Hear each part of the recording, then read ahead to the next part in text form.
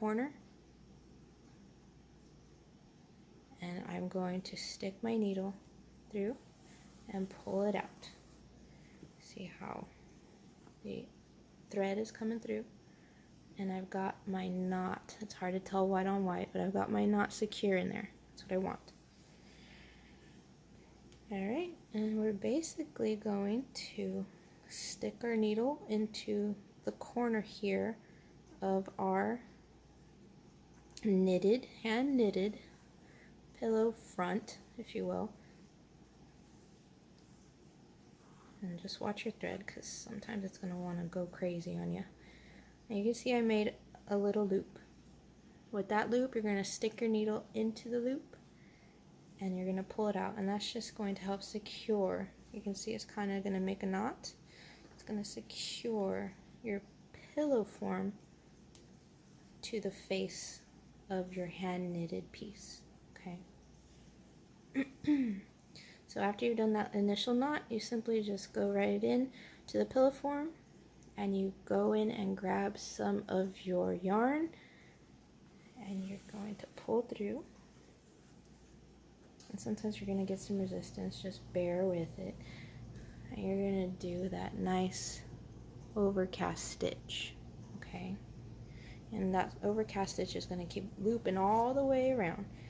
So again, go in your pillow form, pick up some of that yarn, and you just pull it through. And that's it. You're just going to keep doing that all around until you have finished sewing your hand knitted pillow face onto your pillow form. And I'll show you guys how to fasten off at the end. Okay, for those of you wondering, okay, how the heck am I supposed to attach more thread? Because honestly, I'm not going to have enough thread with what I have on my needle. Hey, it happens, trust me. You're going to have to keep adding more and more thread as you go along, because this is a huge pillow, 18 inches by 18 inches, right? So, I wanted to show you guys, especially those of you who aren't familiar with sewing by hand. I kind of just wing it. And excuse me, my pillow wants to slip everywhere. I don't want it to. Alright, so I kept doing the overcast stitch, which is just loop, a loop, a loop. Go in through the pillow form, go back and grab, let's do it together. Come in through the pillow form. You're going to grab some of your yarn and kind of leave some material at the top so that way it hangs off the pillow. I'm grabbing more towards the inner part, not so much just a tad bit. And you're going to pull your needle through, and you just made an overcast stitch. Alright, so you can see my thread's getting shorter and shorter, so I'm going to just keep on doing this. I've actually got a knot in my thread, so you're going to hear it clicking, click, click, click as I'm pulling through. That's alright. So, what I'm going to start doing as I come close to the finishing of my thread, I'm going to pull it through the pillow form and the yarn, and I'm going to make a nice loop. Okay, so there's my loop. Here's my needle. Put your needle from the bottom of the loop up to the top towards you, and you're going to pull your thread through, and you can see it makes a straight line. Now in embroidery, that's called a button stitch. Ask me what it's called in sewing. I don't know. We're gonna learn together, so when I find out, I'm gonna let you guys know the terminology. So we're gonna repeat through the pillow form, through the well, I'm gonna call it wool, but through the yarn, make your little loop, right? You're gonna put your needle under the loop and bring it towards you, right? And pull tight. You see another little line has been made. So line, stitch, line, stitch. Go ahead and just repeat. And on this, well, I'm gonna make that loop. So from the bottom, go ahead and up towards you, pull that needle tight. Okay, so I now have 3 lines. I know it's hard to see, bear with me guys, white on white, but it works. Alright, so I literally have very few inches left of my thread here, so I'm going to start to do knots. I'm going to do the exact same stitch. I'm just going to call it the button stitch. You sewers out there, forgive me, don't hurt me. I don't have my terminology down for sewing yet. but hey, ask me about crochet, I can get you hooked up on that real good. So I made a tiny little loop because my thread is so short. And all I'm going to do is continue. I'm going to go through it once and go through it twice. And you don't have to make yours so tight. You could have actually ended on that previous stitch. So you can see if this will allow. There's a knot in there, and you can see it's trying to come undone. Okay, you've got a knot that is trying to form. Go ahead and snip that bit of thread that's left there as close to the needle as possible. Don't get your Pillowform, and don't get the head of your needle. Alright, go ahead and put this guy off on your pin cushion. Have a pin cushion, trust me, it helps. And you're going to just get these two strands, and you're going to just do your basic knot, right? And you're going to do quite a few. I'd say 3 is a magic number.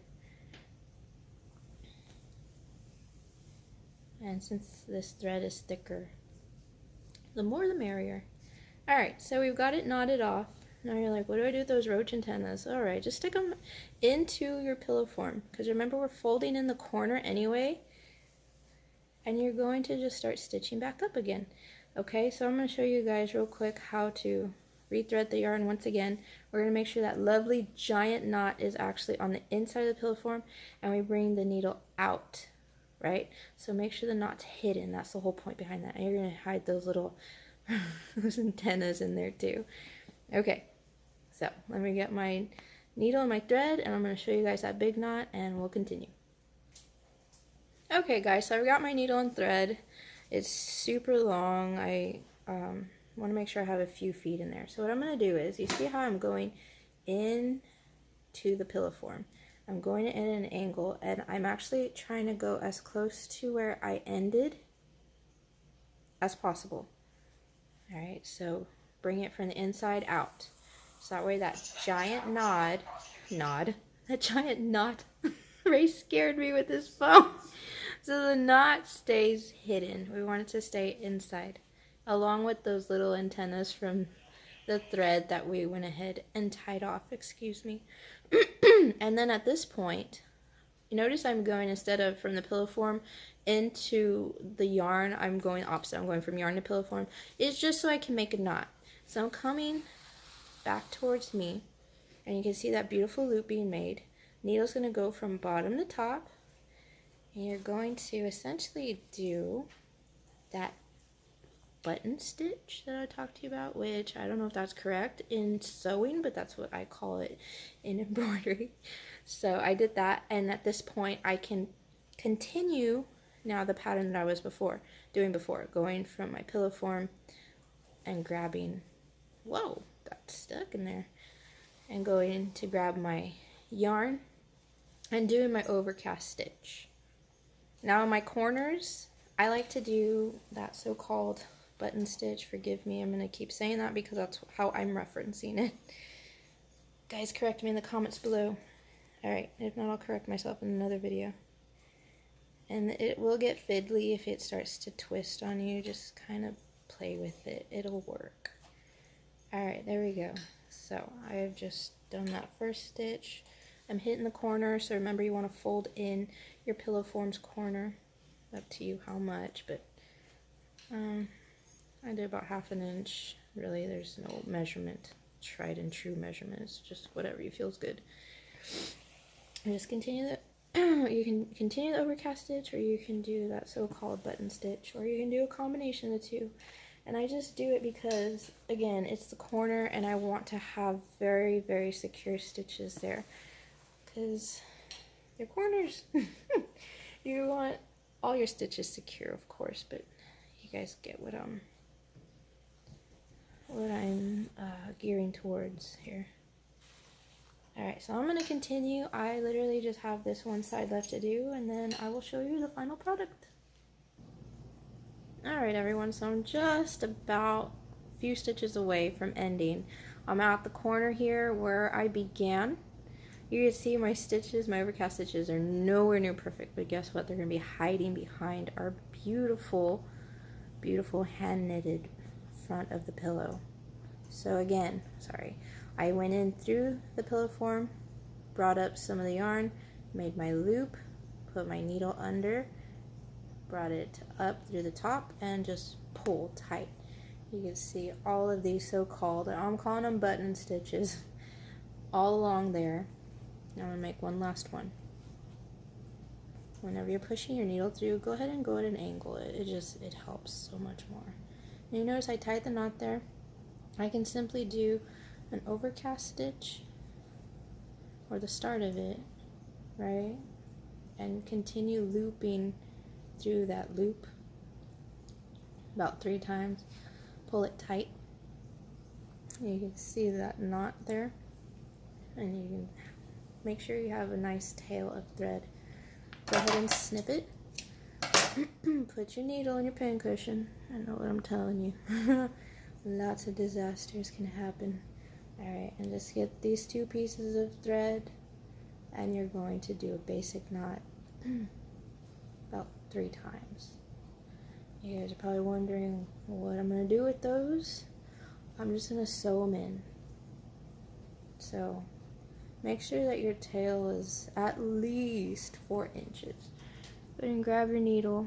Gosh, I don't even know which one it is. I've got a pincushion full of needles over here. Alright, so I'm going to literally take those 2 pieces of thread and thread them into my needle. Yeah, it's going to be a pain in the butt. But we want to hide those guys, so. Alright, I've got them both in. Go ahead and give a tug.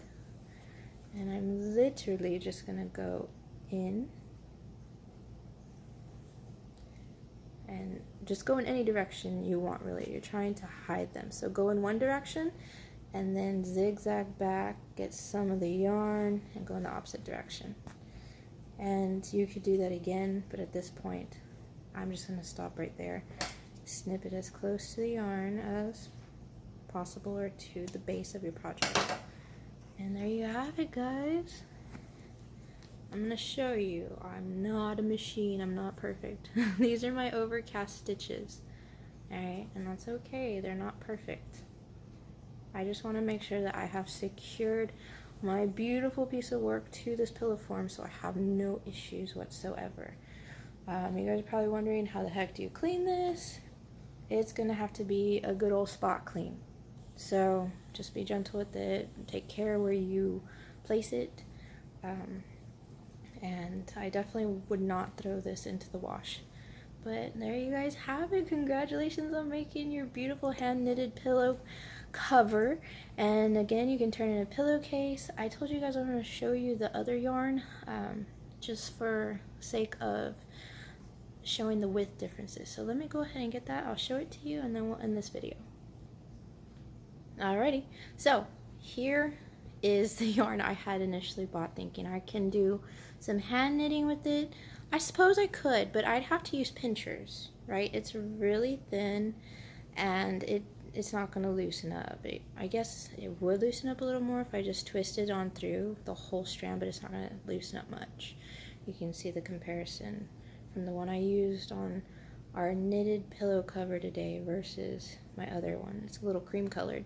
So just a heads up, this is better obviously for, I'm not sure about knitting. I don't knit honestly much at all, but crochet would be awesome. So hope you guys enjoyed this video. If you did, go ahead and give me a big thumbs up, leave some comments below, and I'm gonna go ahead and provide some Amazon affiliate links. Yeah, I earn like a few cents here, a few cents there on anything that is sold, but you know, there's just a heads up, the reference points. If you guys aren't interested in purchasing, that's cool. If you are, that's awesome too. But hope you guys enjoyed this video once again. You'll have a wonderful, blessed night. Bye.